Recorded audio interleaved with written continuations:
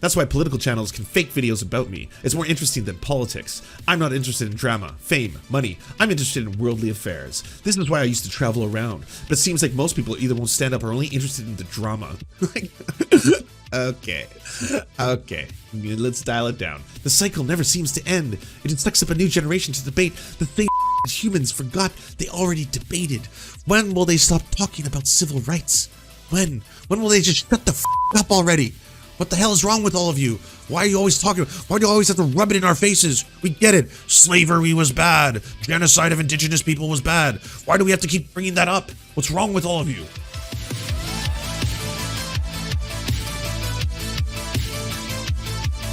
We're not going to grant a lot of things, but we got to come together and make sure that this man. Look, I believe in Project Veritas, but I don't know what's going on. There's one thing that gives me hope in. By the way, just so we're clear, these are all franchises, really big public figures, extremists, if you will, that all peddle in bigotry. That's Jeremy the Quartering, his entire fucking channel. It's all just bigotry. You can use whatever words you want to code yourself with. You can be like, oh no, I'm just a right-wing pulp culture who wants to talk about the wokeification of movies. That's all I do. I just talk about how there's a woke agenda. Yeah. Oh, cool. What's the woke agenda? Oh, anytime there's like a black person or a trans person, basically like anything other than a white person, a white man, a white cis man, a white straight cis man, let's be honest, in the lead of action movie, then I get mad. Why do you get mad? Oh, well, I get mad because I don't like the other things. That's my whole channel. Yeah, and then I'm going to talk about why those things are bad and why those movies go broke because they went woke. That's the whole thing. That's what I'm going to do. Doesn't matter if I target a whole bunch of marginalized communities. Doesn't matter if my audience, filled with anger, goes after marginalized communities whenever I target them. Like whenever there's like, say, a woman who's a game journalist, and then I make a couple videos about her. Well, it's really weird how she has to lock all her social media accounts because she's just flooded with a whole bunch of people just being like, ah. And then when the Quartering talks about it, he's like, well, I mean, they went after me first. Oh, the bees are stinging me. Oh God, the hornets are stinging me. Everything we're fighting for and what we're standing up for as it pertains to liberty, individualism, you know, all of these things, honesty, integrity. And it was knowing that there is an upstart ragtag group of individuals pushing back. That Project Veritas, one of the last journalistic organizations in this country with true integrity. And that's what I mean, that's all you need to know, right? This is an outfit of lies. It has been fully covered, debunked multiple times. It's even had legal repercussions and had to have payouts as a result of the fact that they just lie. They lie, and that's it. And this is the level of quality you've got with this individual here. Man, Tim, you are looking burnt out. But I understand. Like, it's one thing to have, opposing political pundits go after you. It's another thing entirely to have people, obviously fellow content creators, be like, I am now targeting you and we are starting a war, this is a battle, blah blah blah. But when he says the bigger picture, like, one thing that is good is that a handful of these people, really the bottom line is money. Like, there are some true believers, there are some people who legitimately blah blah. I think that Tim Pool has been getting deeper and deeper into his own beanie, and there's like, multiple people have spoken out about how the life on the compound is becoming increasingly more frightening. They are incredibly heavily armed. It is like a fortress in terms of the amount of guns and bullets and ammo that they're all buying, and the whole thing is obviously a dictatorship where Tim Pool holds a lot over the rest of his employees, their housing, their food, their healthcare, all that kind of shit. I mean, you can say that I'm living with my friends, but you're living on a compound with your staff. They are your staff, and apparently he's increasingly narcissistic, like going on these delusions of grandeur, being like, I've built an empire, I'm a multimillionaire, no one tells me what to do, kind of shit. Like, these are direct first-hand accounts from people who are there, including his own sister. So yeah, it doesn't surprise me that at this point he's probably going to get a little bit more deeply entrenched into this whole, like, this is a mission, I am no longer a milquetoast fence sitter, I can no longer be silent during all of this. Here's what Project Veritas was apparently losing money by James O'Keefe and making his staff be co-stars in it. Those things out loud, but it's obvious. It bleeds, it leads. If it bleeds, it leads. I think that's propaganda. Twitter permanently suspended his account after he exposed hypocrisy and fraud at CNN. Project Veritas, a very controversial conservative group, promoting misinformation. The Times reported that the footage from Project Veritas was part of according to Stanford researchers, a coordinated disinformation disinformation. They sued the New York Times for defamation. Project Veritas just won a major victory in that case. Come to you and offer you $100 million. You're not going to settle? So tell them to go to hell. I just can't believe that my face faces on TV. Oligarchy. Am I left or right? M-O-G. O-P. Oligarchy. Do I have faith in truth? Does truth have faith in me? James O'Keefe is suing Twitter for debt. So this is what the James O'Keefe musical was ultimately going to be. The whole thing was planned to pop off in Vegas, and back when he was advertising it, I guess that was kind of like the height of his career. This is peak James, you know? He's speaking at CPAC all the time. He's just riding the high of all their CNN catfishing videos. Those ones might have actually had CNN employees saying things like, oh yeah, we report on this story, or this story was suppressed. But again, you're getting them in a state where someone else is just flirting with someone else and may or may not be telling the truth. It's one of those things. But James O'Keefe is riding high at this moment, and so he's like, hey, I'm selling this really expensive package. If you go to youtube.com/the Serf Times, you'll see the old video. He's got this video, he had this whole package where you could get like VIP and stuff like that. And this is where I entered the story a little bit, because I didn't actually want to get the James O'Keefe musical, that it turns out he was embezzling a whole bunch of funds from all of these, again, right-wing funding sources. I didn't want to get it canceled. I actually want him to live his truth. I would prefer if James O'Keefe is embezzling their money on musicals and you know, you go be the king you deserve to be, live your truth. Like, I hope you feel seen. So that's actually in looking back on it, a bad thing that happened. I'll explain it in a couple seconds. Project Veritas taken down because they confronted a Facebook executive. Take a video like that down, it would be due to a doxing concern. I can show you a video of CNN doing the exact same thing. Twitter made factual statements about our client that are false. Oligarchy. Twitter, CNN, Zuck is working with Dorsey. Oligarchy. Give it make believe. Was that what you wanted them to see? Oligarchy. You get it. It's the same thing over and over and over. And yeah, we're not left, we're not right, we're Project Veritas. Have you been defamed? Project Veritas. But yeah, the fact that that was siphoning money is amazing. So, a little back in the day, too much vino and Project Veritas, my extremely weird evening with James O'Keefe. I thought I was attending a book launch party. Then came the hagiographic techno cabaret.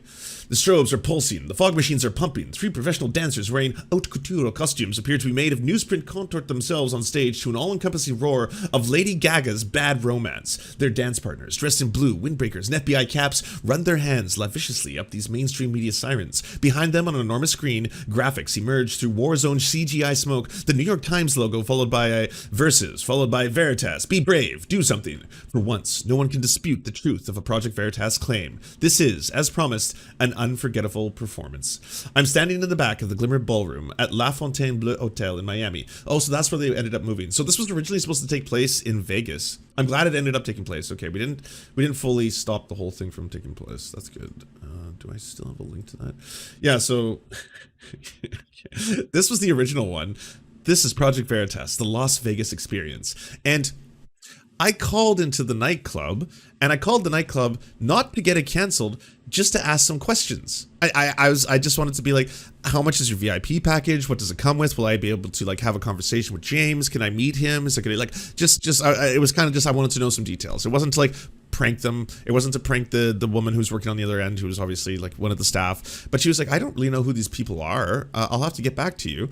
And then the next day, this happened. Just received notification from the Light Nightclub in Las Vegas. They are canceling Project Veritas's experience event on July 16th. Yeah, so this one backfired. And I'm really happy that it actually ended up taking place. It moved to Miami, and yeah, so that's my little contribution to the entire story. Again, I'm very happy that he ended up producing this and spent a lot of money doing so. Maybe it's actually a win in that it was probably expensive to have to transfer everything. Maybe, I don't know, or a last minute cancellation, something like that. Jake Toady, thank you. Way to get him canceled, you woke mob. I know. I'm standing back in the Glimmer Ballroom at La Fontaine, blah, blah, blah. Okay, my complimentary copy of James O'Keefe's book, American Muckraker. Oh, nice. Get them book sale numbers up because you're just handing them out and that's a business.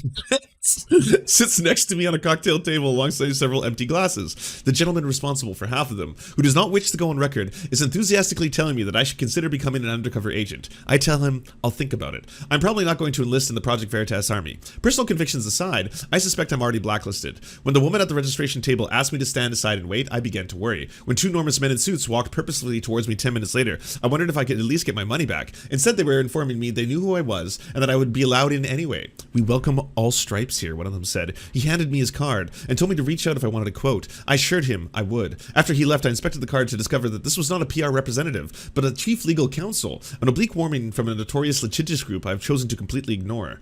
The business card is fortuitous, as is my tolerated presence, since I hope to get some answers while I'm here. What, precisely, is James O'Keefe trying to do? The gawky teenager whose early videos include him pretending to marry his male friend for the lulz and the benefits, and convincing college students to become pen pals with accused terrorists in Guantanamo Bay has, through relentless effort, transformed himself into the mastermind of a political powerhouse whose videos receive hundreds of thousands of views on YouTube and serious airtime in right-wing news outlets. What is his endgame? What is it for? And what does it mean for the rest of us as voting rights take center stage in American domestic politics, that O'Keefe is gaining popularity with a large and growing audience that sees his work as one of the few sources of information it can trust? The book jacket of American Muckraker describes itself as a seminal work of nonfiction that recounts the journalistic mass movement of today. In shackles, this muckraker gave up his Miranda rights and spoke to the FBI. In shackles, you'd be surprised what you do, O'Keefe writes in a single night in prison on January 25th, 2010. The veriest simpleton amongst us, drawing on all of life's experience, can gasp, but only me? What for? Back here at La Fontaine Bleue, O'Keefe and his fellow troubadours bring in a traumatic attest to life on stage as a backdrop of prison footage plays behind him. Take him to the parish, prisoner. A voiceover booms menacingly as guards force the young and gangly actor, playing O'Keefe, into an orange jumpsuit. See if they've got you any food. If they don't worry about it. A troop of jumpsuited prisoners enter and begin dancing vigorously to OPP, short for Orleans Parish Prison, in that context. The backup dancer at the center of the lineup is none other than the real O'Keefe, who looks fondly at his youthful representation of his past self as he nails every move with exuberance I can feel all the way back from the nosebleed section. One thing is for sure, the muckraker is having the time of his life. And this is the part. It's both tragically sad that these horrifying bigots probably faced a lot of people telling them along the way, for one reason or another, especially in far-right circles, you can't do it, son. You can't become a dancer. Not in this family, not in this house. In this house, we praise Jesus, not Satan, and you're not going to do that. Or maybe it was a teacher, or a friend, or a colleague, or a girlfriend who said, James, does this mean you don't like me? And he's like, no, I'm not gay. This has nothing to do with being gay. I actually just want to dance and sing. That's all. And they're like, no, you can't do that, James. If men do that, it's gay. On the left, you could be whoever you like. You're right. You're correct. It's a far cry from the 1300 O'Keefe and his friend Hannah Giles used to finance the 2009 Acorn Sting that transformed him from a lanky, low-rent Borat knockoff to national celebrity virtually overnight. As he held in previous, less famous videos, O'Keefe and his compatriot adopted a ridiculous persona, a prostitute and her pimp boyfriend seeking tax advice and housing assistance. Unlike previous videos, O'Keefe chose a politically relevant target, Acorn, the nation's largest aid organization for low and moderate income people. The duo targeted 6 Acorn locations across the country. Rather than call the police or tell them to leave, the low-level employees spoke to the attempt to help disguise Giles' income to avoid paying taxes. When Giles began talking about using house assistants to create a brothel for undocumented and underage Salvadorian girls, the employees appeared to be on board with this too. And thus, we find a way. James O'Keefe was still able to express himself creatively, but still please the right. Daddy would still be happy. It would be like, oh, okay, you're not one of those musical types. You're actually taking down the deep state and possibly the Jews. I'm not sure how bad his father was. I don't know anything about his dad. This characterization could be completely inaccurate. His dad actually could have been very open, and his rejection of him could have been based on the fact that he was in fact too liberal, and he wanted to be something else, something more right-wing. I don't know the origin story, okay? I'm just saying, in amongst all of this, it's a good thing that James O'Keefe is siphoning money away from the right to the far right and putting it into musicals, even if they are musicals about his own life. It sucks now, though, that apparently the Quarterine and Tim Pool are besties again. Dang it, Tim. I just released like a banger video going through your writer's piece. That was all Oh yeah, I didn't show you Tim Pool's tweets. Okay, so Tim Pool, if you haven't been following all of the civil wars that are coming down all over this, like everyone is fighting each other, he's not wrong. You've got Trump versus DeSantis, calling DeSantis a groomer. You got Steven Crowder going after Daily Wire, and everyone involved in those two camps are all fighting each other independently and having to stand up for their own team. You got the quartering versus Tim Pool, which has been going on for a while now. The quartering is basically just harvesting as much as he can in terms of content out of it, because that's what he does. He's just like, he's a content vampire. And Tim Pool just happens to be caught in the crosshairs this time, which is awesome and great, obviously, because as they're fighting each other, they're not both collectively fighting trans kids, which is also awesome. So one of the things that was the schism that started the Tim Pool quartering civil war, if any of it is true, by the way, both Tim Pool and the quartering could just be hamming it up for the extra clicks and views right now. This could just be for profit, because that's something I see the quartering doing. Tim Pool seems to be more just I am God kind of thing going on right now, living in his like bunker, having his employees, aka his friends and family, all getting more and more heavily armed by the day as he is like, I have built this from the ground up, I am your Lord and Savior, drink from the beanie thou hast, like that kind of shit. So yeah, Tim is a lot more worrying, but the quarter is just like, oh nice, more content, here we go. And the schism between both of them is Eliza Blue, who is a right-wing swerf, who is an alleged survivor of sex trafficking and an alleged survivor of child abuse, as well as sexual abuse. And many of the right have started to poke holes in her official story and are accusing her of not actually having been sex trafficked. Also, video surfaced of her having very yikesy takes about it being appropriate for children to have sex with adults if the children consent in certain cases, and the community deems that to be okay, which is obviously fucked because children can't consent. So yeah, that was basically it. The reason they all started hating and turning on Eliza this moment in time is that she's doing censorship. She's basically like going against their free speech ideals, even though none of them actually believe in it. They just don't like it when they get caught, or you know, people go after them. So ultimately she was getting people's accounts or frozen if they posted video that was she acted in a hip-hop video that is obviously, she's highly sexualized in that video, and they posted either screenshots of it or video of it, which again, she was paid, she's gotten it taken down from YouTube, but that was originally the copyright of the copyright holders. I don't know if she's spoken to them saying that she was sexually assaulted as a result of the production of that video, and that's why it's being taken down. But anyways, they posted screenshots of that. She then got their accounts locked because she has Elon Musk's kind of ear in this whole thing. And we learned yesterday as well from behind the scenes. Man, we're learning what goes on behind all of these facets of the right to the far right now. Behind the scenes, Elon does answer the cat turd call at 4 a.m. So if Eliza Blue is like, hey, by the way, this person is doing something bad, yeah, apparently Elon is like, oh, okay, I want to stay epic for all of you, which is just wild. Just wild. The worst people on the planet, he's willing to do that for. So anyways, Tim's had Eliza on twice, and the quartering was going after Tim for his support and or not condemning Eliza in the midst of all this. He continued to be like, I don't give a fuck if all of you come after me. I had her on my show. What's wrong with all of you? Blah, blah, blah. And then finally, this is the point where Tim has broken, and now he's turning on Eliza as well. Eliza Blue got 4 of my YouTube videos removed for showing a documentary trailer which featured 3 to 5 seconds of her public, at the time now removed, world star hip-hop video. Must be nice to have the power to rewrite history, then gaslight Twitter and YouTube into accepting. We believe that your content was removed in error. You can let us know. Privacy complaint regarding the following video. The claim, we've removed the content in question. Right. And so because of this one, Tim's obviously just, I think, not enjoying the level of combativeness that's happening. Like, the quartering's fans, when they go after you, they go after you aggressively. His chats were just filled with people being like, oh, Tim Pool's a scumbag, blah, blah, blah. So it's easier for his bottom line if he just turns on Eliza as well.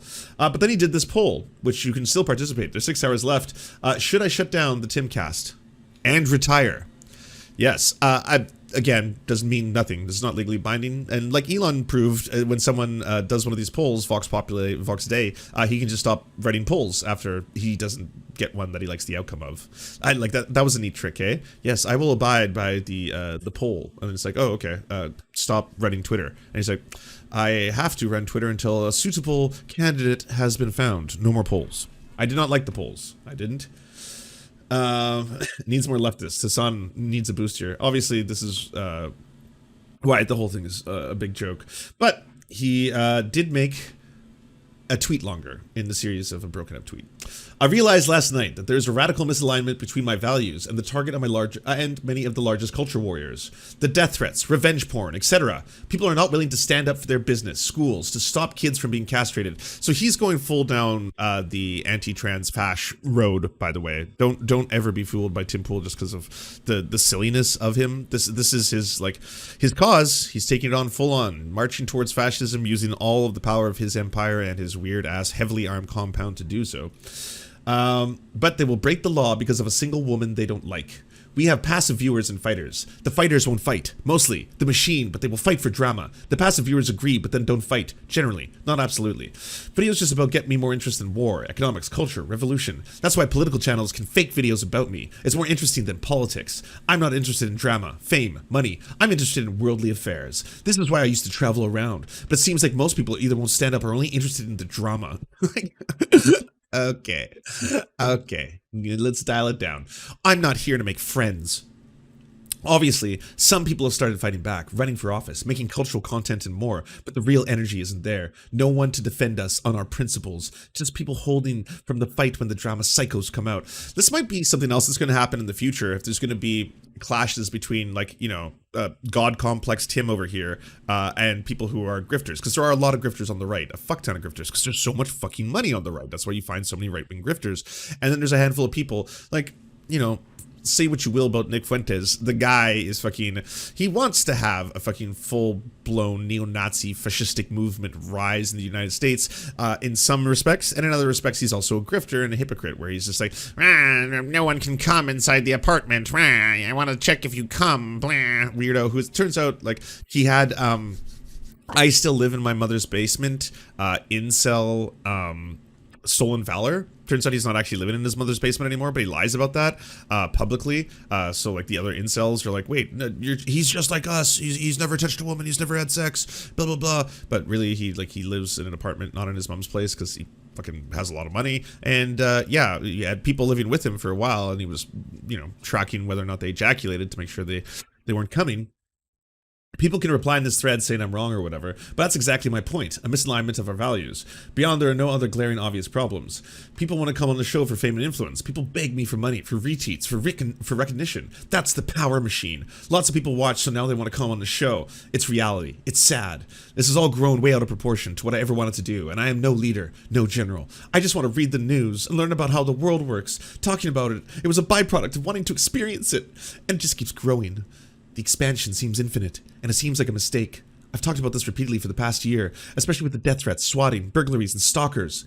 The stalking really gets me. People crying, begging to let me in. Former employees centering their whole lives around me. It's crazy.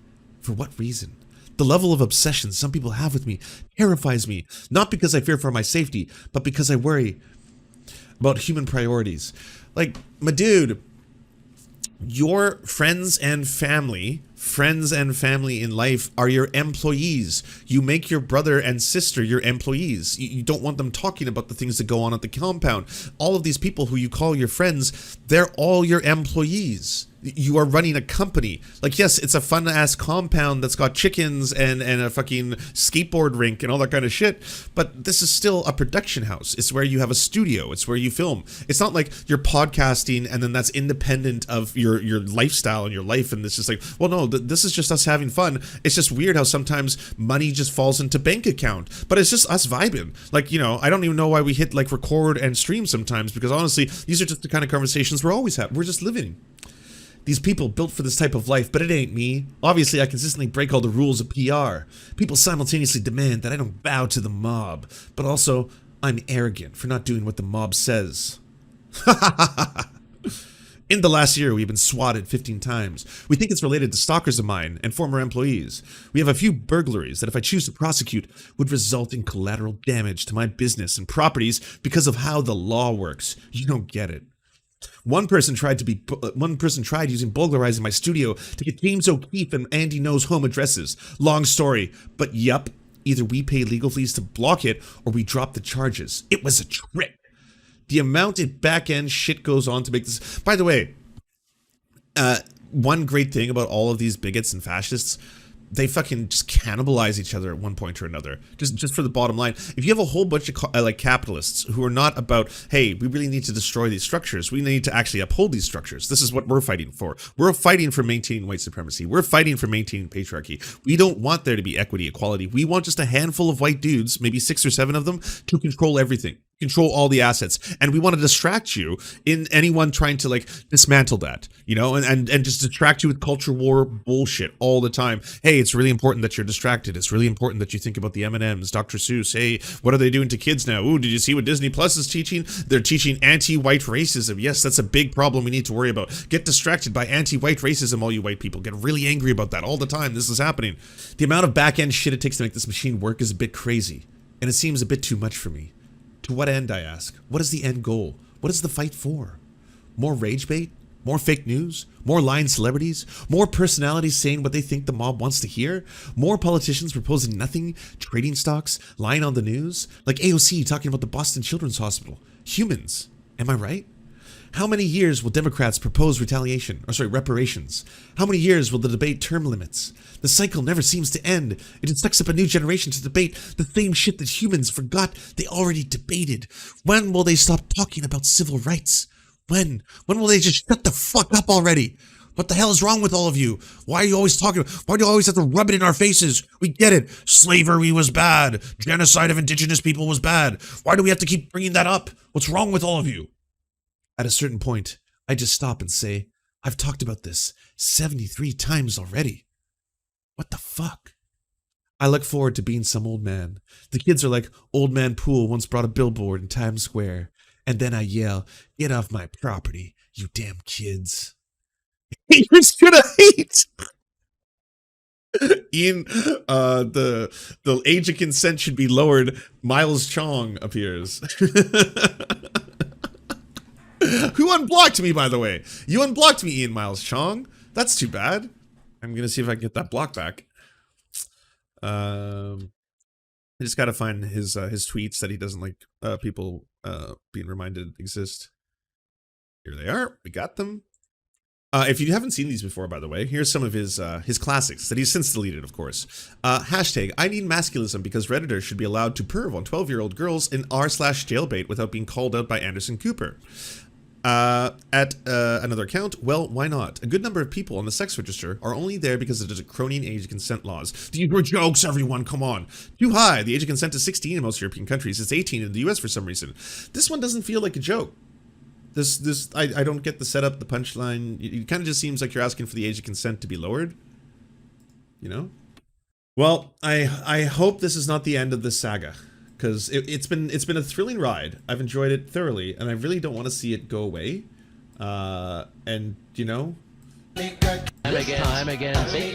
well, like honestly, yeah. If I never have to hear another James O'Keefe musical song again for the rest of my life, that would be awesome. But it's better. It's better for the bottom line that James O'Keefe continues to funnel money away from other Republicans and far-right ventures and put it into musical numbers than what they otherwise do with that cash. It's good to have someone who is straight up just stealing from them. I am for that, and I hope that continues. And yeah, I hope he continues to want to live his truth. Palette cleanse, good human moment from today.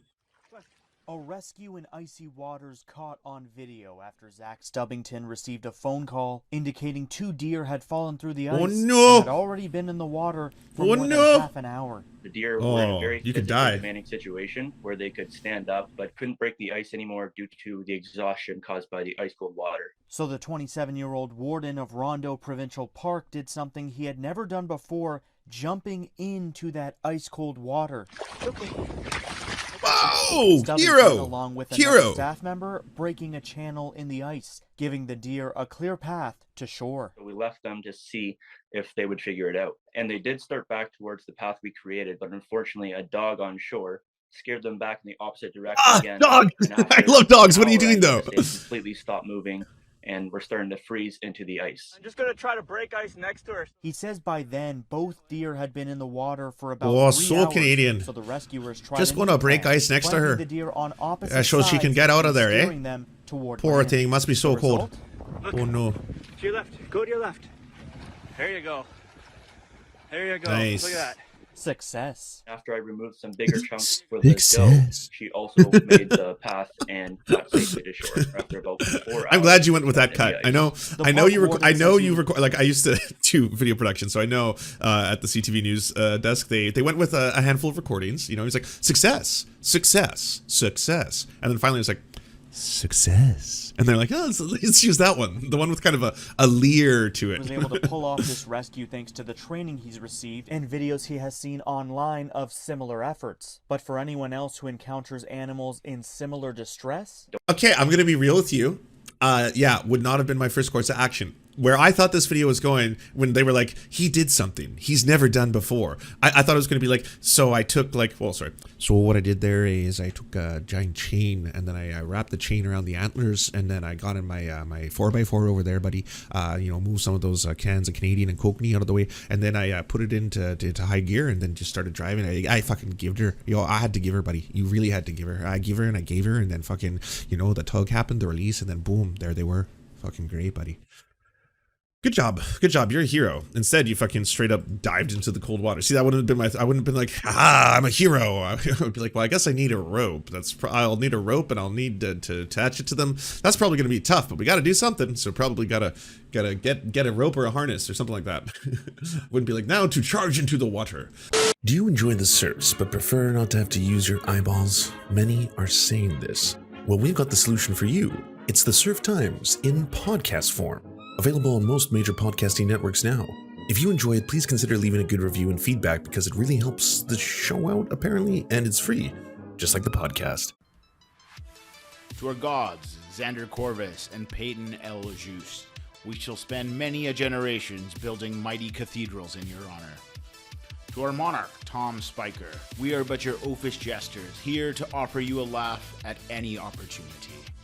To our brave knights of the Round Table, Rachel K, Izzy Solidarity, Victoria Bell, Sebastian Demo, Mark Harmon, Benji Arnie, Scary Earth Human, Tony, DM Rivera, Resident Scarecrow, Sir Nickus, Cheryl Alvarez, Ruby Kelly, Brandon, Words Greenwood, Everything Important, Hegbert Celine, Matthew Scarborough, Stellar Vision, Ariane McCarthy, Doug Cady, Daniel Sutton, Jenna Tao, Dark Puppy, Quiet One 85, Anna Loves Riley, Omni, Riley and Anna, Poodlehawk, Multimondi, Trevbot EXE, Brian Ephraim, Anthropophojack, Catherine, Ramon Acosta, Incosin, Ralph Parler, Violent Orchard, Political Puppy, La Media Panza, Todd Buckingham,